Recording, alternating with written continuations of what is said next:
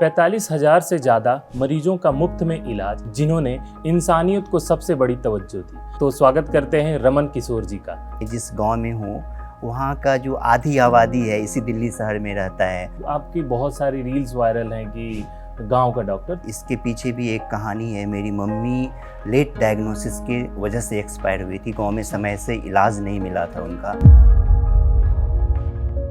तो तभी से आपने वो टिस थी कि मेरी माँ के साथ ऐसा हुआ, उनको सही समय पे इलाज नहीं मिल पाया, तो आपने सोचा कि क्यों ना खैर किसी और की माँ के साथ ऐसा ना हो। जी हाँ। ऐसा कोई लोकेशन आपका पर्टिकुलर होगा कि आप इस दिन यहाँ पे मिलते हैं? कि मैं अपने कैंप में जो जेनरिक दवा है जन औषधि वो बांटता हूँ। ये फ्री की दवा, आप ये पैसे कहाँ से आते होंगे, कैसे आप मैनेजमेंट करते होंगे? मैं सिंगल हूँ और मेरी सैलरी का 70 to 80% जो है वो इसी काम के लिए खर्च होता है। वो एक प्राउड मोमेंट था। मैं शाम के समय में ये कॉल आया था कि आपको केबीसी के लिए बुलाया जा रहा है। मैं बोला कि आप एक बार बिहार जा करके तो देखो, तब आपको पता चलेगा रियली में बिहार क्या है। तो आजकल आपने देखा होगा बहुत सारे ऐसे डॉक्टर हैं जो गवर्नमेंट डॉक्टर होने के बावजूद भी प्राइवेट में प्रैक्टिस करते हैं। 45,000 से ज़्यादा मरीजों का मुफ्त में इलाज, ना कोई शोहरत की चाह, ना कोई दौलत की भूख। जी हाँ, आज हम एक ऐसे इंसान से आपका मुलाकात करवाएंगे जिन्होंने इंसानियत को सबसे बड़ी तवज्जो दी। तो स्वागत करते हैं रमन किशोर जी का। नमस्ते। कड़क के सभी दर्शकों को नमस्कार। जी रमन जी, सबसे पहले मैं बात करना चाहूँगा कि आपने अपनी पढ़ाई कैसे शुरुआत की? मतलब जब आप दरभंगा के रहने वाले हैं, किसी छोटे से गांव में पढ़ने वाले रहे होंगे, तो उस पढ़ाई की शुरुआत कहाँ से की? कौन से स्कूल में, गवर्नमेंट में या फिर गवर्नमेंटेड स्कूल में, कैसे शुरुआत की, ज़रा उसको बताइए आप। जैसे कि आपने बतलाया कि मैं बिहार के एक सुदूर दरभंगा ज़िला के एक सुदूर गांव बोहरवा का रहने वाला हूं, और वो टिपिकल गांव है जहां पे स्वास्थ्य और जो शिक्षा है उसकी बेसिक भी फैसिलिटीज़ नहीं थी। तो वहीं से मेरी पढ़ाई शुरू हुई थी और 10th जो बगल के गांव के सरकारी स्कूल से किया हूं, और वहीं से ये सोच लेकर के चला था कि आगे चल के डॉक्टर बनना है। हालांकि जिस परिस्थिति में मैं जिस गांव में हूँ वहाँ का जो आधी आबादी है इसी दिल्ली शहर में रहता है। कोई गार्ड का नौकरी कर रहा है, कोई ठेला लगाया हुआ है, कोई ड्राइवर है। तो उस परिस्थिति से ये सोचना कि डॉक्टर बनना है, वहीं से स्ट्रगल शुरू हुआ था। और वहाँ से इंडिया के एक प्रतिष्ठित संस्थान एम्स तक का सफ़र तय किया। मैंने MD एम्स पटना से किया हूँ।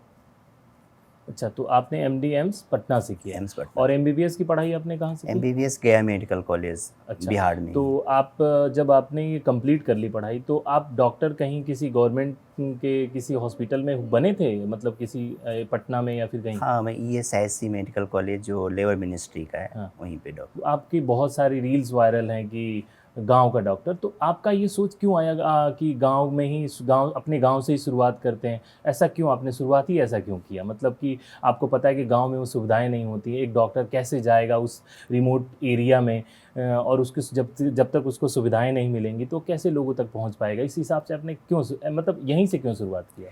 देखिए, मैंने अपने बचपन में गांव का जो स्वास्थ्य व्यवस्था है उसको बड़ी करीब से देखा है। किस तरह से वहाँ पे लोग सफ़र करते हैं, किस तरह लोग वहाँ पे डॉक्टर नहीं मिल पाता है।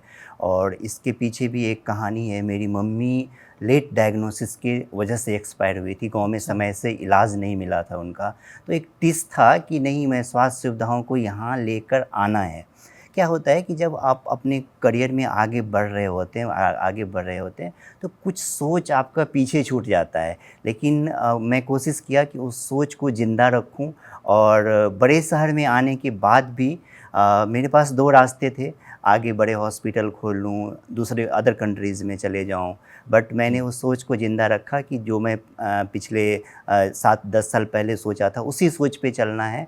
और अपने करियर के पिक पे मैं आगे नहीं मुड़ के फिर पीछे की ओर गया, जहाँ पे एक्चुअली मेरी ज़रूरत है, और मैं इस काम को वहीं से शुरू किया।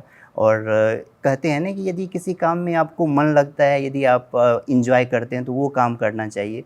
तो मुझे लगा कि मैं इस काम को ही सबसे अच्छा एंजॉय कर सकता हूँ। तो उसके पीछे ना पैसा, दौलत, शोहरत, सबसे ज़्यादा जो मैं एंजॉय कर पाता हूँ इसी चीज़ को कर पाता हूँ, और इसलिए पिछले 6 साल से यही कर रहा हूँ।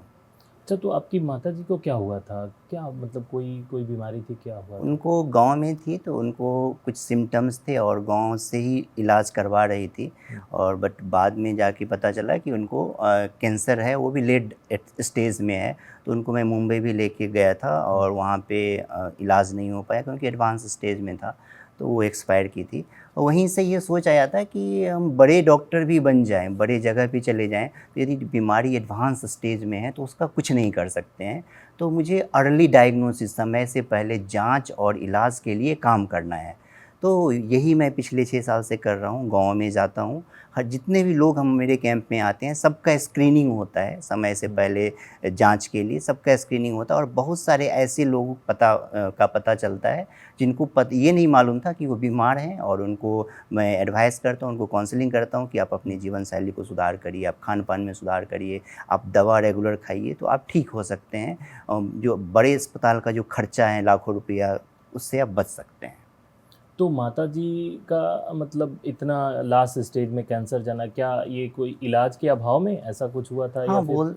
हाँ, बोल सकते हैं, क्योंकि यदि अर्ली स्टेज में पता चलता, यदि अच्छी फैसिलिटीज़ हाँ, तो वहाँ पे होती, डायग्नोसिस किया जा तो सकता। डायग्नोसिस होता तो बचाया जा सकता था।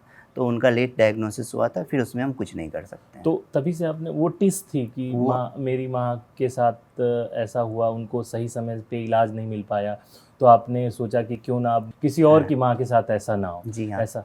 जी हाँ, वो लगा उस समय जब जब ये घटना हुआ था, उस समय लगा था कि मेरे जैसे लाखों लोग हैं हुँ, जो इस चीज़ों से सफ़र कर रहे हैं, जिसके परिवार वाले के साथ ऐसा हो रहा है, तो क्यों ना हम ये करके अपने माताजी को श्रद्धांजलि दूँ। तो हुँ। ये जितने भी नए मरीज़ मिलते हैं, जो इनको पता नहीं होता है, वो हर एक जो नया मरीज़ है, वो मेरी माँ को मेरी तरफ से श्रद्धांजलि होता है।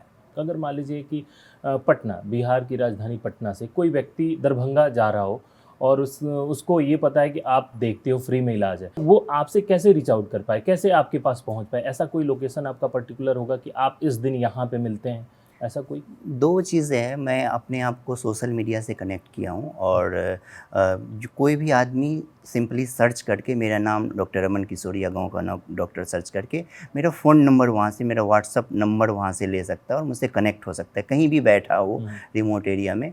और दूसरी है, हमारा एक फ़िक्स वैसे तो हम गाँव-गाँव जा ही रहे हैं, बिहार के हम्म, अलग-अलग गाँव में जाते हैं। इसके साथ ही दानापुर पटना में मेरा एक फ़िक्स कैंप है, जो हर एक संडे को लगाया जाता है। दानापुर हनुमान मंदिर एक अच्छा, जगह हनुमान है। मंदिर, हाँ, वो हाँ, रील में बहुत वायरल होती है, रही हाँ, आप मंदिर के हाँ, बस उस टाइम प्रांगण में बैठे हुए हैं हाँ, और इलाज हाँ, बहुत सारे लोगों की भीड़ लगी रह रही है। तो वो फ़िक्स जगह है, हर एक संडे को शाम के साढ़े 3-4 बजे वहाँ से लेकर के और 8 बजे तक वहाँ पे मैं रहता हूँ। वो फ़िक्स है, तो किन्हीं को दिखाना है, कॉन्टैक्ट करना है, तो वहाँ आएँगे तो उनका इलाज हो जाएगा। मान लीजिए समीर सिंह की तबीयत खराब है और वो उस लोकेशन पे पहुँचे और कुछ मुझे, मान लीजिए मैं बहुत गरीब हूँ और आपने मेरे को कुछ दवा लिखी। दवा आप जो एडवाइस करते हैं वो दवा देते भी हैं या फिर कुछ बाहर की भी दवाओं को बोलते हैं या फिर ऐसा देखिए, कुछ? मैं अपने कैंप में जो जेनेरिक दवा है, जन औषधि, हाँ, वो बाँटता हूँ लोगों को। हाँ। और यदि जो हमारा फ़िक्स कैंप है, उसमें हम दवा मिनिमम रखते हैं, क्योंकि हमको हर एक संडे को लगाना है। गाँव में रिमोट एरिया में जाता हूँ, तो वहाँ दवा फ्री देता हूँ। और यहाँ के जो कैंप होते हैं, उसमें जो नीडी है, जो हाँ। नहीं खरीद सकता है दवा, उसके लिए मेरा दवा फ्री होता है। तो ये फ्री की दवा, आप हुँ। ये पैसे कहाँ से आते होंगे? कैसे आप मैनेजमेंट करते होंगे? लाइक ज़ाहिर-सी बात है, अगर 50 लोगों को आपने देखा तो जेनेरिक दवा भी आजकल सस्ती नहीं है। जी हाँ, जी आपको भी हाँ। पता है कि जी हाँ। जेनेरिक दवा आजकल की सस्ती नहीं है। आप हुँ। अगर आप सप्ताह में सातों दिन आप कहीं न कहीं कैंप लगा के कर रहे हैं, तो पैसे की बहुत ज़रूरत पड़ती होंगी। तो हुँ। कैसे आप मैनेज करते हैं ये सारी चीज़ें? मैं ये कैंप छुट्टियाँ और संडे के दिन करता हूँ, हाँ, और इसके लिए मेरा सब कुछ इस चीज़ के लिए समर्पित है। और मैं सिंगल हूँ, और मेरी सैलरी का 70 टू 80% जो है वो इसी काम के लिए खर्च होता है। मेरे अपने ऊपर जो खर्च है, उसके अलावा जो भी मेरा सैलरी है, हाँ। जो वो इसी पे खर्च होता है, और ये पिछले 6 साल से मैं कर रहा हूँ। ऐसे ही सोशल मीडिया में स्क्रॉल कर रहा था, तो आपको मैंने कौन बनेगा करोड़पति में देखा था। तो वो कैसे, क्या वो सिचुएशन था जब आपको केबीसी से आपको फ़ोन आया था? तो आपको क्या, आपको लगा कि ये क्या कोई स्कैम तो नहीं है? ऐसा कुछ कैसा फ़ील हुआ होगा आपको उस वक़्त? वो एक प्राउड मोमेंट था। मैं शाम के समय में ये कॉल आया था कि आपको केबीसी के लिए बुलाया जा रहा है, फोर्स फॉर गुड हीरोज़ हाँ, एप्रिसिएशन के लिए बुलाया जा रहा है। तो मुझे लगा कि अरे ऐसे कैसे हो सकता है, हाँ, मेरा काम वहाँ तक पहुँचा।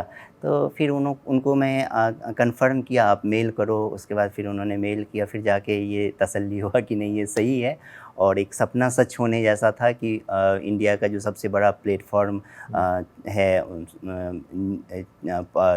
ये मनोरंजन का दुनिया बोले या जो भी, तो वहाँ एक मौका मिला है और हुँ। इतने बड़े हस्ती अमिताभ बच्चन सर से मिलने का मौका मिला।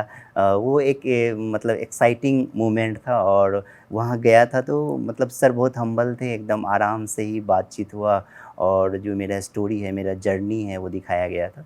तो जब आप वहाँ पहुँचे केबीसी में, तो आपके यूपी, बिहार और इस एरिया के लोग, ये लोग भी थे क्या? वहाँ पे ऐसा कुछ कोई आपने वहाँ बोला अरे ये तो हमारे यहाँ के हैं, अरे ऐसा कुछ हुआ? नहीं, वहाँ पे थे या इधर के भी लोग थे और दूसरे साउथ के भी लोग थे। हुँ, कुछ मूवमेंट मैं अभी मैं आपको सुनाना चाहूँगा। जैसे एक क्या था कि मैं जब अंदर गया था तो कोई मुझे नहीं जानता था। जब मैं बाहर आया तो मैं खड़ा था, ऐसे ही लोग सेल्फ़ी-वेल्फ़ी ले रहे थे। तो एक साउथ के का एक फैमिली आया। उन्होंने बोला कि आप बिहार से हैं? मैं बोला हाँ ठीक है, बिहार से हूँ, 100% बिहार से हूँ। तो मैं उनसे पूछा कि आप कभी बिहार गए हैं? तो नहीं, मैं कभी बिहार नहीं गया हूँ। बिहार के बारे में तो मैं कुछ और ही सोच रहा था कि वहाँ मतलब जाना सेफ़ नहीं है वहाँ के। आप बिहार से भी इतना अच्छा कर रहे हैं। मैं बोला कि आप एक बार बिहार जा कर के तो देखो, तब आपको पता चलेगा रियली में बिहार क्या है। हाँ। तो वो एक मतलब प्राउड मोमेंट होता है कि मैं अपने अपने जो स्टेट है उसको मैं आगे रिप्रेज़ेंट कर रहा हूँ और बिहारी होने पे जो गर्व की बात है, वो एक फ़ीलिंग आता है और मतलब अच्छा लगता है ओवरऑल। अच्छा। आजकल आपने देखा होगा बहुत सारे ऐसे डॉक्टर हैं जो गवर्नमेंट डॉक्टर होने के बावजूद भी प्राइवेट में प्रैक्टिस करते हैं। तो इस पर आपका क्या है? आप क्या सोचते हैं? आपने क्यों नहीं प्राइवेट प्रैक्टिस से शुरू किया ऐसा कुछ आप बताएँगे इसके बारे में? हाँ, मेरा एक सब दिन से था कि मैं स्वास्थ्य सुविधाओं को वहाँ पहुँचाऊँ, जहाँ कोई लोग नहीं जा पाते हैं। हुँ, तो इसमें क्या है कि यदि मैं प्राइवेट सेटअप खोल के बैठता हूँ, तो मैं बड़े शहर में ही वहीं सिमट के रह जाऊँगा, सुदूर गाँव में नहीं जा पाऊँगा। और लास्टली क्या है कि जीवन में जिस काम को करके आपको सेल्फ सैटिस्फैक्शन मिले, हाँ, मेरे समझ से आपको वही काम करना चाहिए। तो मुझे लगा कि नहीं, ये जो निस्वार्थ सेवा मैं कर रहा हूँ, उसी से सबसे ज़्यादा मज़ा मिल रहा है और सबसे ज़्यादा खुश हूँ। हुँ, पैसा कमा लूँ तब भी उतनी खुशी नहीं मिलेगी जितनी खुशी मैं खुश मैं अभी रह रहा हूँ। हुँ, तो मैंने इसीलिए इसको कंटिन्यू किया और पिछले 6 साल में 45,000 से ज़्यादा लोगों को देखा हूँ और किसी भी आदमी से अभी तक किसी भी मरीज़ से 1 रुपया तक नहीं लिया हूँ। तो हाँ। ये अच्छा लगता है कि मैंने अपना जो जीवन है वो ज़रूरतमंद के लिए समर्पित किया है। तो आगे क्या फैमिली फैमिली का प्लानिंग है ऐसा कुछ शादी कहीं कहीं मैंने कुछ आर्टिकल पढ़ा था कि आपने किसी से बोला था कि शादी नहीं करूँगा। नहीं, मेरे समझ से मैं एक लाइफ़ के एक स्टेबल स्टेज में हूँ, जहाँ पे बहुत ज़्यादा ज़िम्मेदारी मेरे ऊपर नहीं है।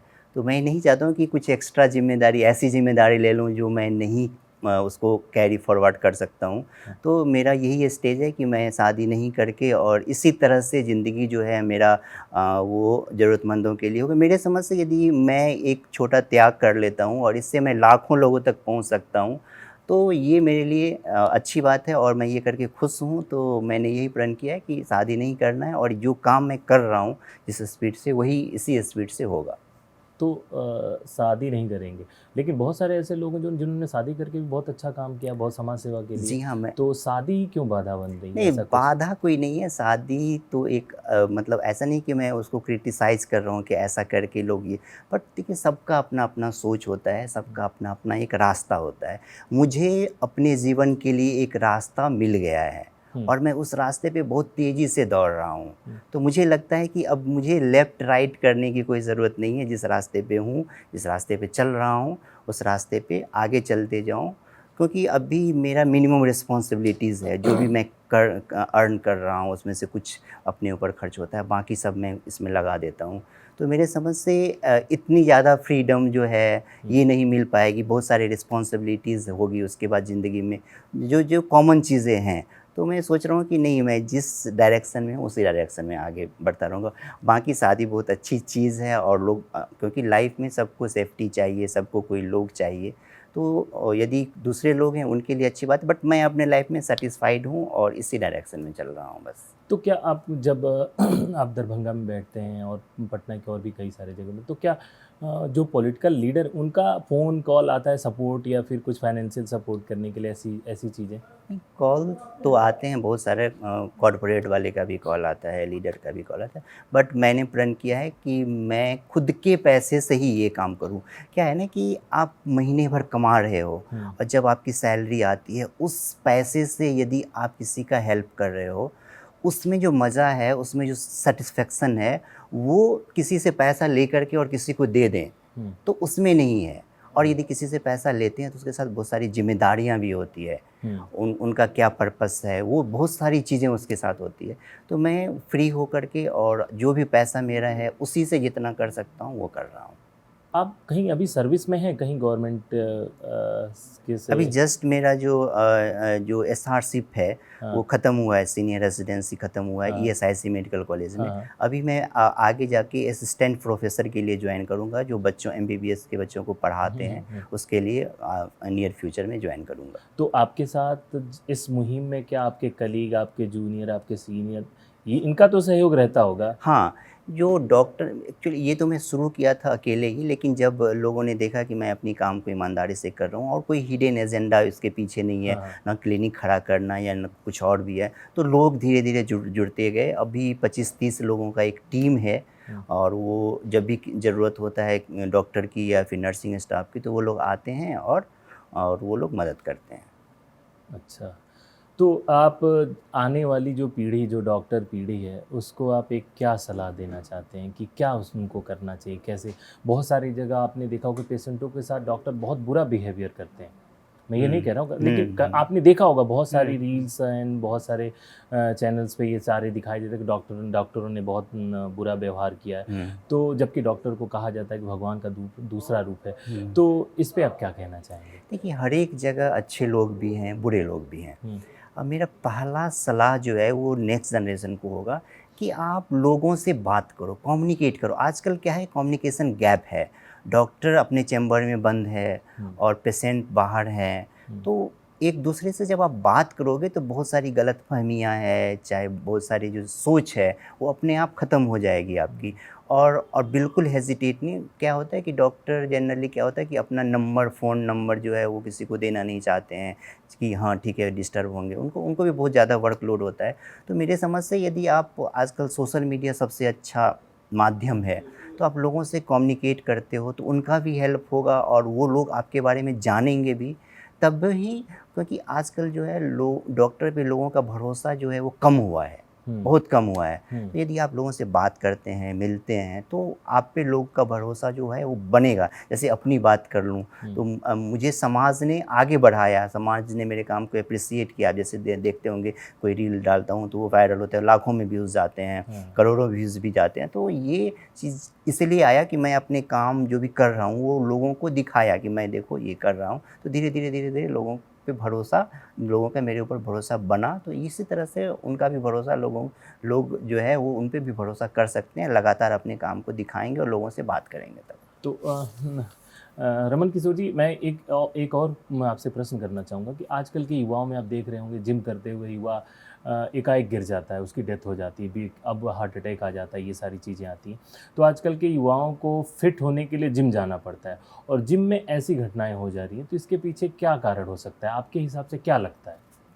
ये आजकल का जो खान-पान है, रहन-सहन है, उसके कारण से हार्ट डिजीज़ जो है वो यंग जनरेशन में, पहले देखते थे कि ये बीमारी हार्ट अटैक वो ओल्ड एज में हो रहा था, लेकिन अब नए न्यू जनरेशन में भी 30 प्लस इस तरह के भी एज में ऐसी घटना हो रही है। तो आप यदि जिम जाते हैं, जिम जाना शुरू करते हैं, तो सबसे पहले आप अपना ईसीजी ज़रूर करवाएँ कि आप नॉर्मल फिट हैं या नहीं हैं। तो फिर उसके बाद ही आप जिम जाएँ, चाहे हेवी वर्क के लिए जाते हैं। दूसरी बात कि आप अपना जो बेसिक टेस्ट है, लिपिड प्रोफाइल, ईसीजी, आप सीबीसी, बीपी, शुगर, ये जांच आप यदि 30 प्लस के कोई भी हैं तो उनको रेगुलर जांच करवाना चाहिए। और कोशिश करें कि जो सेडेंटरी लाइफ स्टाइल वाले लोग हैं, जो ऑफिस में बैठे रहते हैं, तो जो भी जब भी समय मिले आपको आधे घंटा कम से कम पसीना बहाएं, तेज़ चलें या फिर फिजिकल एक्टिविटीज़ आधे घंटा कम से कम अपने लिए रखें, तो आप इससे फिट रह सकते हैं। खान-पान में आप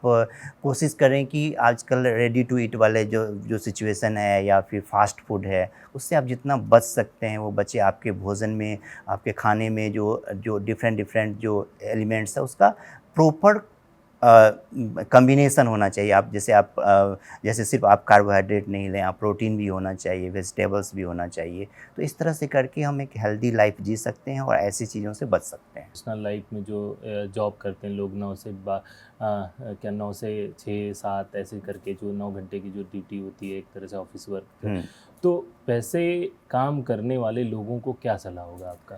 पहला तो यही सलाह है कि आप कम से कम आधे घंटे अपने लिए निकालिए, क्योंकि आपका भी ज़िंदगी इम्पोर्टेंट है। आप पे आपकी फैमिली डिपेंडेंट है। तो पहले तो आप आधे घंटे कम से कम डेली निकालें और उसमें पसीना बहाएँ, तेज़-तेज़ चलें। और दूसरी है कि कोशिश करें कि यदि घर का खाना मिले आपको तो ठीक है, क्योंकि आजकल बाहर का जो भी है उसमें बहुत ज़्यादा रिफ़ाइन चीज़ों से बचिए, जैसे मैदा हो गया, चीनी, नमक, ये कम से कम लें। तो फिर आप फिज़िकली फ़िट रह सकते हैं और साल में कम से कम एक बार अपना हेल्थ चेकअप ज़रूर करवाएँ। अच्छा, मान लीजिए समीर सिंह की तबीयत ख़राब है और आपसे वो पटना में इलाज कराना चाहते हैं, तो मुझे कहाँ आना चाहिए आपसे मिलने के लिए? हमारा एक फ़िक्स कैंप है जो हर एक संडे को दानापुर कैंट हनुमान मंदिर पे लगाया जाता है शाम को 4 बजे। तो कोई भी आदमी वहाँ आकर के मुझसे डायरेक्ट कांटेक्ट कर सकते हैं। बाकी यदि कुछ पूछना है तो मेरा जो अपना नंबर जो है वो पब्लिक डोमेन में है, हर एक जगह है। गूगल सर्च करेंगे, फेसबुक, इंस्टा सब जगह मेरा नंबर दिया है। आप डायरेक्ट मुझसे कांटेक्ट कर सकते हैं। हो सकता है कि कॉल नहीं रिसीव करें तो आप व्हाट्सएप पे आप मैसेज कर दें। ड्यूटी आवर में हो सकता है नहीं कर पाएँ, तो व्हाट्सएप पे आप मैसेज कर दें। मैं जब भी समय मिलेगा मैं आपको रिप्लाई करूँगा और इस तरह से आप कनेक्ट हो सकते हैं। और चलते-चलते एक आखिरी सवाल मेरा होगा कि दवा कितनी खानी चाहिए?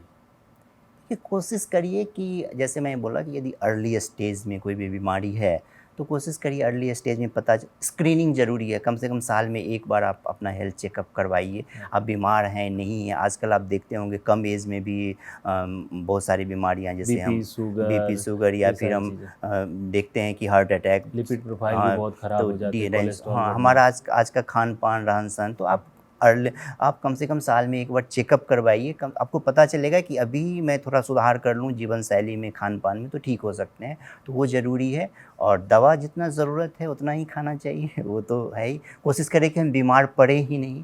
तो फिर ये अच्छी बात है, अपने लाइफ स्टाइल चेंज करके और खान पान चेंज करके आप ठीक कर सकते हैं अपने आप को। आपका हमारे कड़क में आने के लिए बहुत बहुत धन्यवाद। Thank you so much.